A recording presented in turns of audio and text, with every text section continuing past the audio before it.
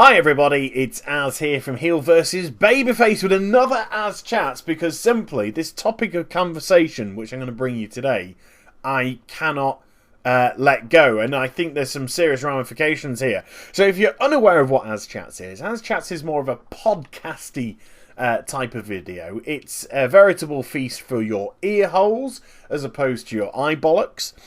So if you need to get on with something away from the PC, simply turn up the volume and you can listen to me in the background. So if you need to get the dog ready for school, or you need to groom the cat with the Brillo pad, then by all means just step away from the keyboard, dial it up to number 11, and you can just listen to my point of view.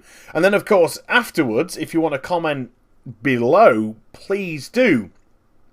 Now, the reason why I can't let this topic of conversation go is because, well, we're going to go into it. Let's get into it, shall we?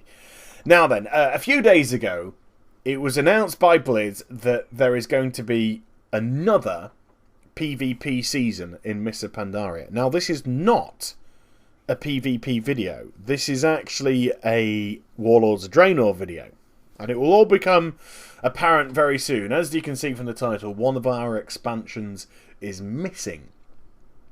Now then, the reason why I find this a little bit odd is a couple of things. First things first, I did a video a couple of months ago.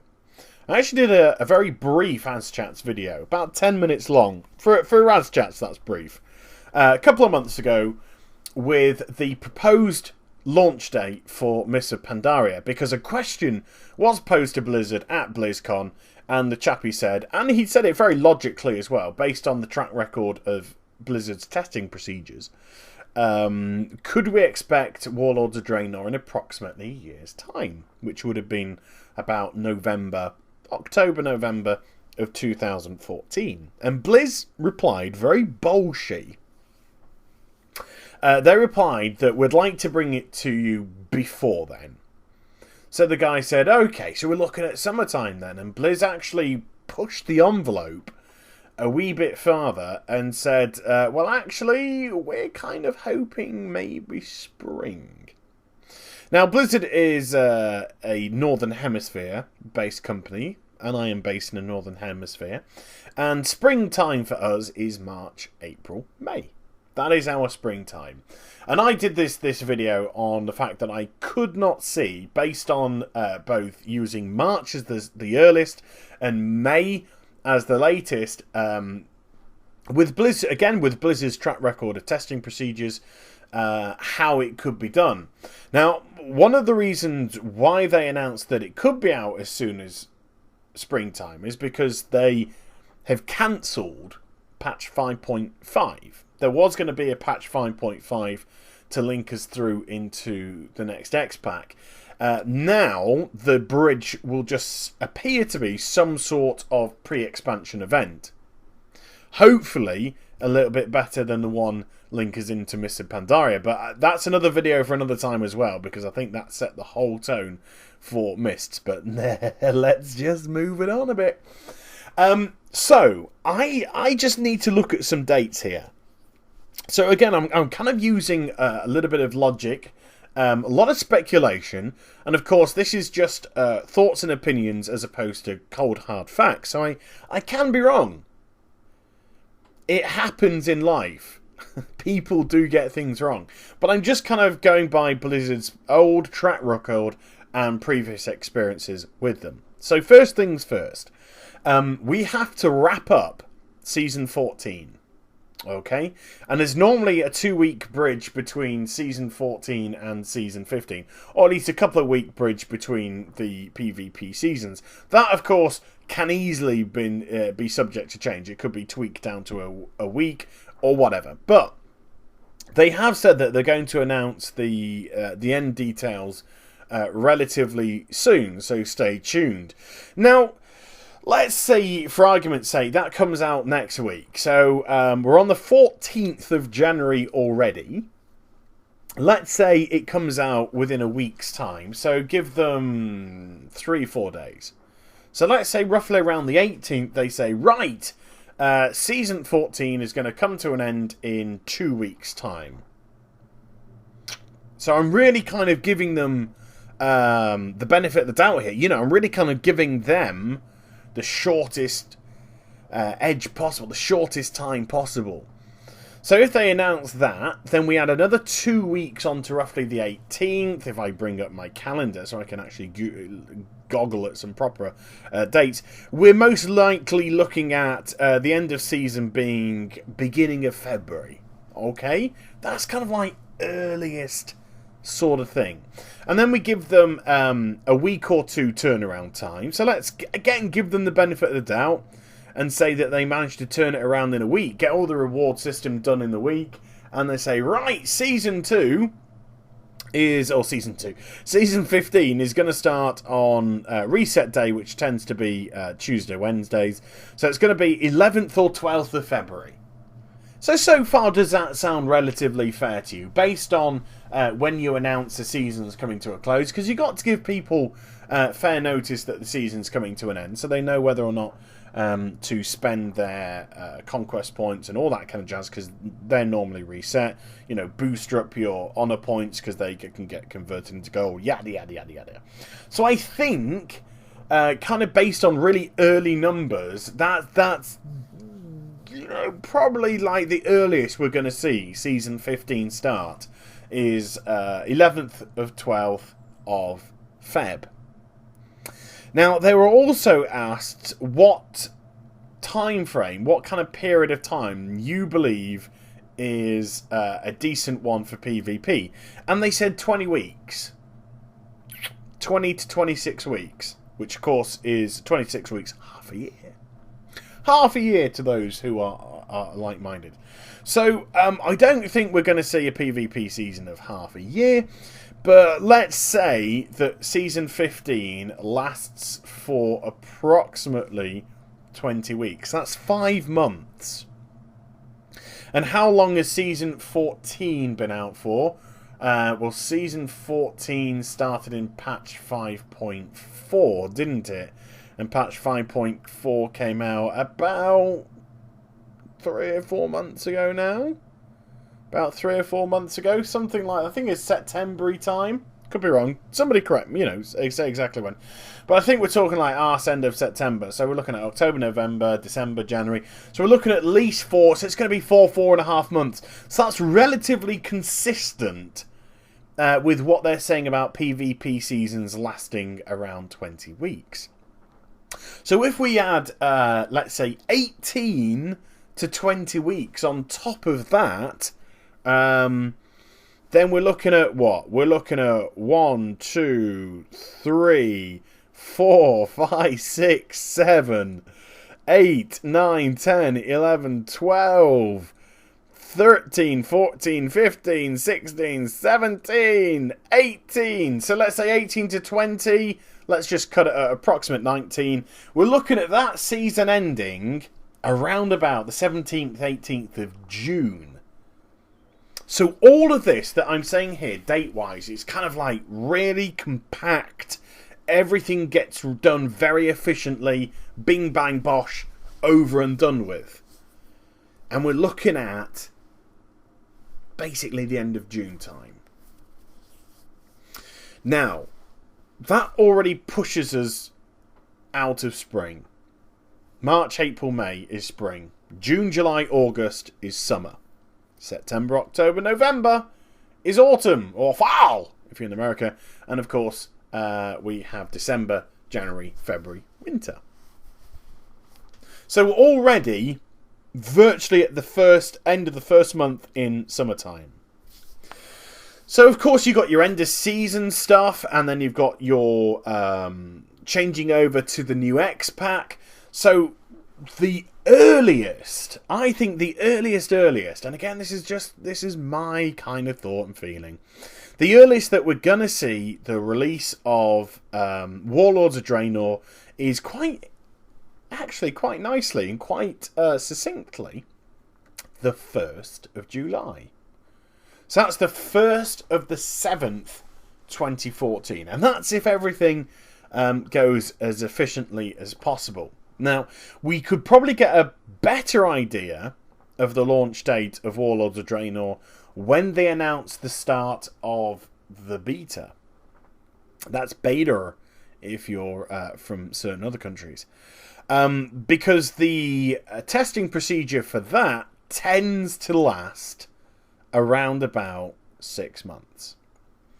So if Blizzard were to announce within the next 4 weeks that the beta testing for Warlords of Draenor was going to commence within those 4 odd so weeks, let's say the end of February time, then that would again be consistent with approximately beginning of July release time at the earliest.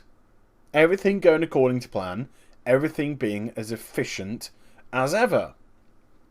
Now, going by Blizzard's track record, and I do not mean this in a detrimental way, I do not mean this in any kind of sarcastic way. Sometimes things just don't go as smoothly as we like, okay? And there are hiccups, especially with the testing procedure, So we have to give them some leeway, because it's an ideal world that everything gets done. And even after all the testing was done for Mists of Pandaria, they still then gave a few week gap before they launched it. So let's, for argument's sake, okay, say that we add another 4 to 6 weeks on top of that. 4 to 6 weeks on top of that to take care of any incidentals in between.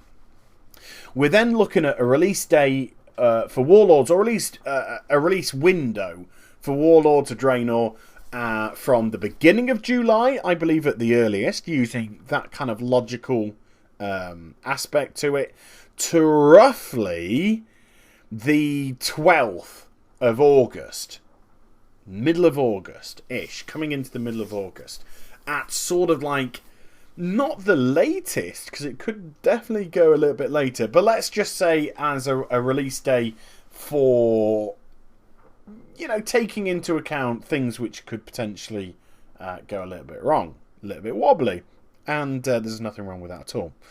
In which case, if we are looking at middle of August as a release day, Mists of Pandaria came out 25th of September 2012. We have basically had another 2-year X-Pack, bar in mind 1 month. So we've had a 23-month X-Pack pretty much. And again, we have had no new content going into that X-Pack for approximately 10 months. Bar the fresh PvP season, which isn't new content, it's just a refreshing of a PvP season with new PvP gear. So I can't exactly say that is new content.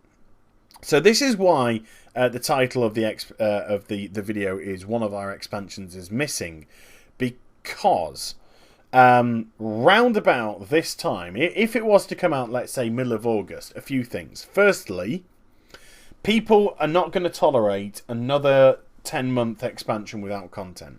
They're simply not going to tolerate it. We don't know what the current subscription numbers are for end of year. I imagine those to be announced relatively shortly. Where I think we'll probably see a drop-off, a more substantial drop-off than the last quarter, as more and more people kind of get tired with the content. I think the Timeless Isle as a concept was excellent. And it's a great, it's a great kind of benchmark for them to work off for Warlords of Draenor. But I think the pacing of it was awful. It was just all over the shop, and it caused people to just blow through that content in absolutely no time whatsoever. So I just personally don't think that people are going to tolerate 10 months worth of no additional content, and there will be subscription numbers dropping further because of this. Now, at the moment, World of Warcraft is on what? Is it 7.6 million? 7.6 million subscribers at the last showing, which was going up, I think, until the end of September's figures. So like I said, we don't know what the next quarters are. So that's already a drop off of 24% since the end of Cataclysm. So that's a quarter, give or take. Give me a percent here, people. That's a quarter of their customer base gone in that time. So if they were to announce, let's say, the last quarter's figures, and it still continued the trend of dropping, and I'm going to be generous, let's say they lose 200 to 300,000 subscribers in the last quarter. You never know, it may have gone up. Who knows? That 7.6 goes down to what? 7.3 at the end of the year, and we're still looking at 7 to 8 months until the new X-Pack, which means 2 more quarters worth of figures. I think we could easily see a drop off of another 500,000, 0.6. So by the end of the life of Mr. Pandaria, the World of Warcraft subs numbers could be, well, I'm going to use that word again, under 7 mil. There could be around 6.9 mil. 6, just, So kind of dancing around the 7 million, just slightly under the 7 million mark, maybe 6.8, something along those lines. And that would, of course, be a drop-off of around 32%. In that time period as well, because this is the thing, this is the whole point about one of our expansions is missing. It's not just missing subscribers number, but are they missing the boat? Because in April the 4th, we're going to see the release of Elder Scrolls Online. Now, I, for the first time, got to beta test Elder Scrolls Online the weekend just gone. And I think that's the weekend from the 10th of January to the 12th of January. And I got my first taste of Elder Scrolls Online and what to expect. Now, it's covered by an NDA. And if you don't know what an NDA means, it means non-disclosure agreement, which means I cannot discuss, I cannot give out any information, I cannot stream, I cannot put out videos, I cannot put out screenshots. What I will say, which doesn't contravene anything, was that they had a fantastic way of identifying people who were doing that, and that was your beta screen was watermarked. True story. Your beta screen was watermarked with your details, your account details, your account name details. So it was really funny. So you're kind of like wandering around, and you've got these watermarks all over your screen of your details. I thought that was fantastic. I thought it was a very clever way. So yes, videos have slipped out. Yes, videos have gone out there, but those people will have not only their videos pulled down, they won't profiteer from that, those videos will be pulled down, but they'll be able to actually identify the accounts that they came from through the watermarks, and those accounts will be banned, and they'll be unable to participate in future beta events. Sorry, I know I went off on a tangent there, I just thought it was really cool.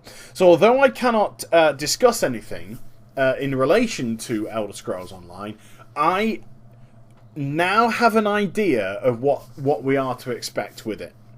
And what I can say, which is fully away from that, is Elder Scrolls itself, the Elder Scrolls, is a powerful franchise brand. Very powerful franchise brand with a stonking reputation. Now, this game isn't made by Bethesda, it's made by ZeniMax. So it's made by a different company, but it's still operating under the same pretenses that it wants it to feel like an Elder Scrolls title, even though it's going to be an MMO RPG. And the brand in itself is likely to attract people. So on the 4th of April of this year, so only about 80 odd days, a little bit under 80 odd days, 79, 78 days, something like that, from now, PC owners, because it's not coming out on consoles straight away, but PC owners are going to get their hands on the Elder Scrolls Online. And then a couple of months later, 2 or 3 months later, so April, May, June, July time, so let's give it 3 months for bugs. Roughly around July time, we're going to see Elder Scrolls Online also filter onto the consoles.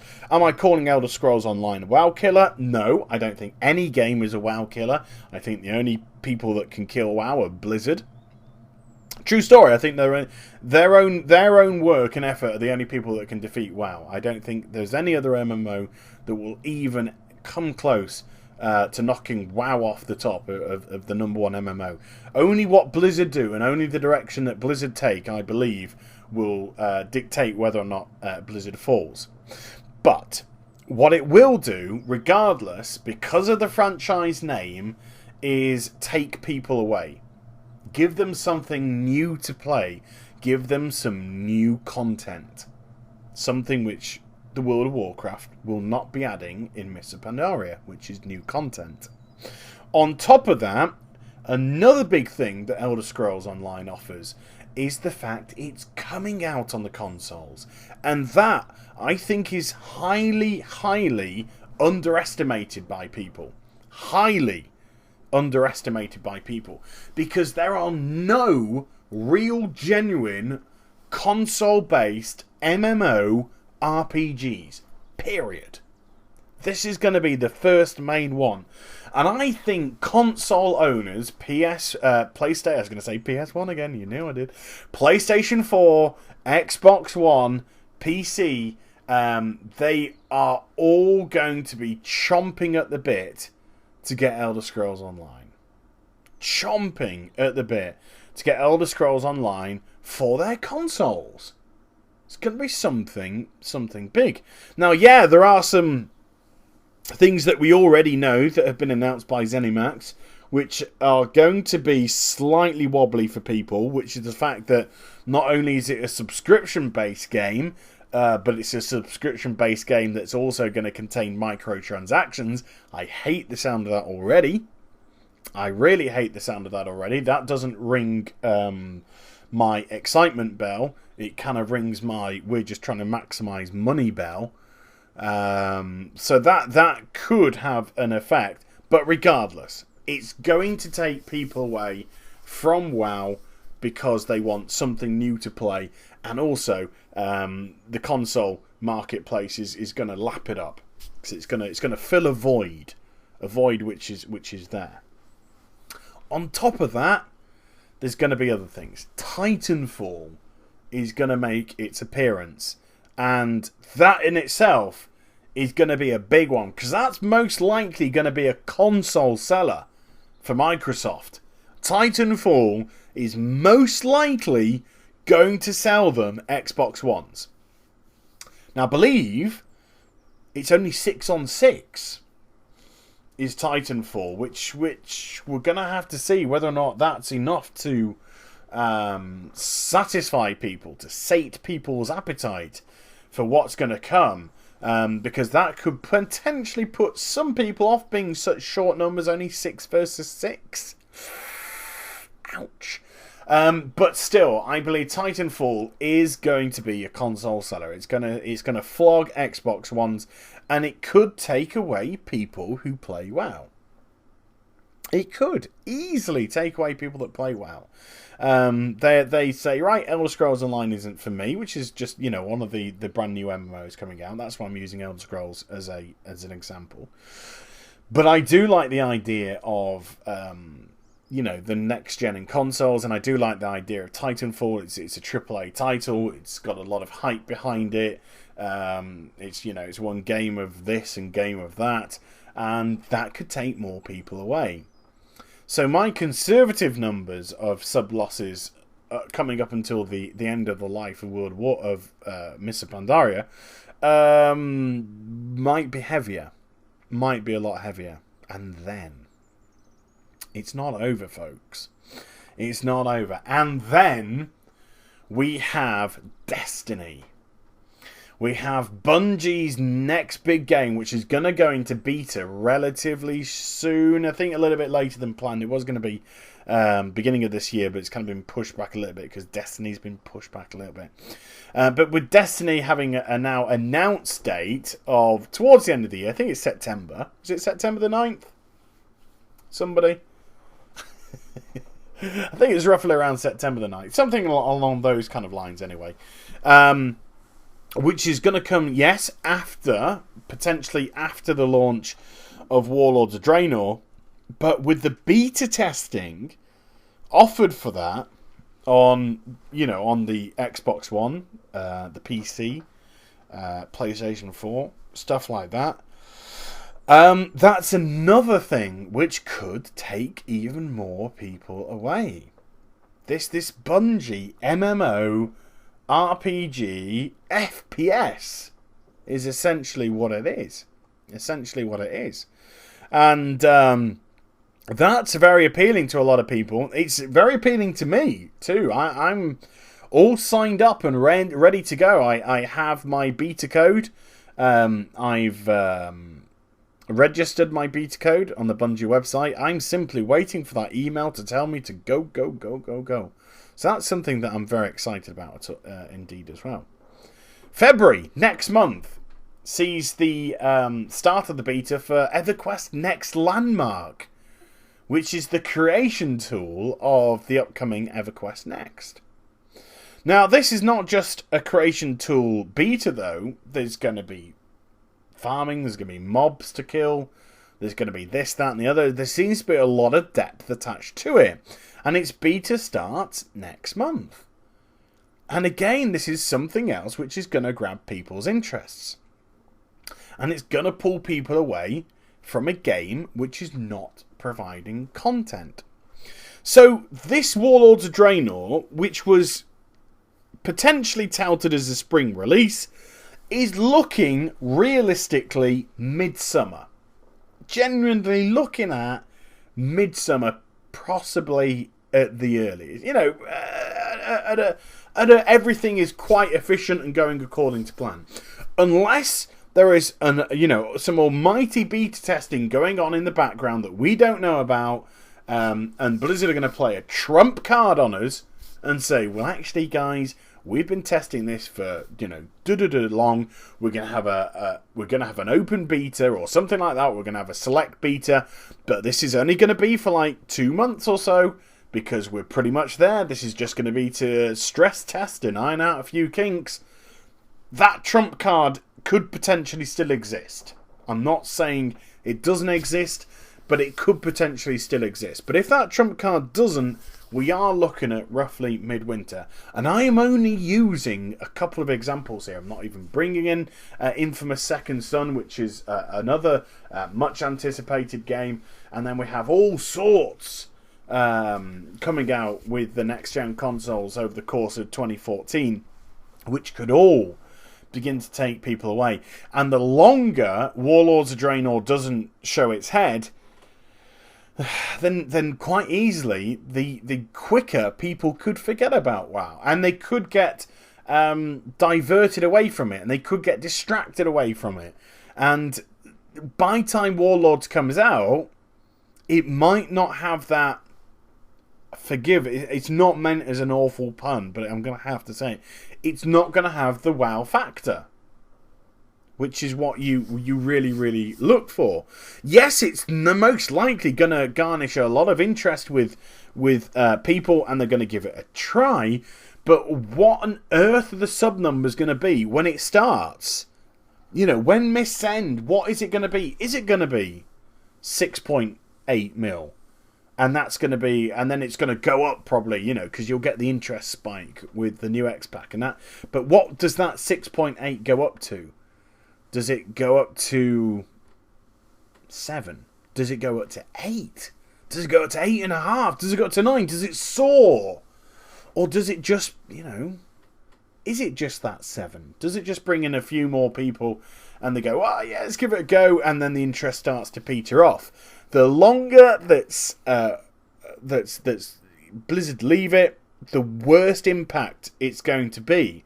And by time Warlords of Draenor, which, let me stress, is sounding, I personally believe, sounding very, very good, very, very solid. Lots of interesting ideas being floated around here. By time it does show its head, is it going to be too late? Is it going to be the expansion that was just too late? And bear in mind, of course, that Blizzard are using Warlords of Draenor to set the direction of where the next X packs are going to go. That's what they've said. They're looking at Warlords of Draenor as being like a focal point, a starting point from where the next X packs are going to lead. So taking that into consideration, if it does come out July, August of this year if it comes out 7 or 8 months' time. And again, with Myths being nearly a 2-year-old X-Pack, again, with such a distinct lack of content in the last year of the World of Warcraft, of the expansion's life, which tends to unfortunately be a popular theme. It was exactly the same with Wrath of the Lich King. People began to leave because there was just nothing to do. There was no new content added. Once we had Icecrown Citadel, we had to deal with Icecrown Citadel for a year, and they gave us a dragon. In that year, we got one dragon that nobody gave two shits about. Halion. And I did a recent Raid Boss 101 video where I killed Halion, and you'd be surprised the amount of people just like, I didn't even know that boss existed. It was genuinely, it was like that, and it was just like, well, I'm not exactly surprised. And then we had Cataclysm, and again, we had Dragon Soul for 10 months. And if things are going to go the same way, then it looks like we're going to have patch 5.4 for 10 months, maybe longer. You know, could be pushing it. So it could be, we're going to be looking at roughly around 10 odd months if everything goes efficient. Like I said, if this trump card isn't played, we don't know. Blizz could have this trump card and we could all be like, oh god, you're so good, you're so cool, Blizz, well done. But if that's the case, people just simply aren't going to tolerate those sort of lengths of times with an X-Pack, with no content. They will seek their fun elsewhere.